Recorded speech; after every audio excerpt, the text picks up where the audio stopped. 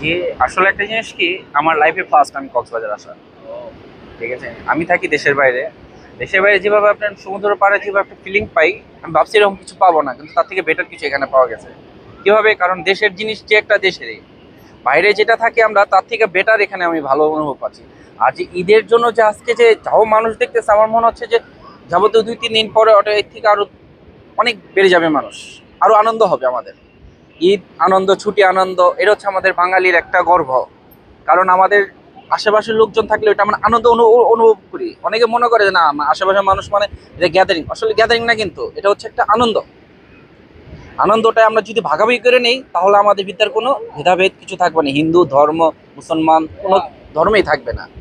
আসলে আমাদের মানুষের মাইন্ড চেঞ্জ করতে হবে। যদি আমরা মাইন্ড চেঞ্জ করি তাহলে কোনো ভেদাভেদ কোনো কিছুই না। যে আপনি হিন্দু আমি মুসলমান, কাটলে কিন্তু রক্ত একটাই হবে। তাই তার মানে আমার কথা একটাই যে কারোর যদি মন খারাপ থাকে যে আসলে বাসায় বোর হয়ে গেছে, সে কক্সবাজার আসুক, সমুদ্র পাড়ে একটু ঘুরুক। ঘোরার পর তার অনুভূতিটা ফিল আর আগের ফিল সে বুঝতে পারবে না আমার মনটা এখন ভালো হয়েছে।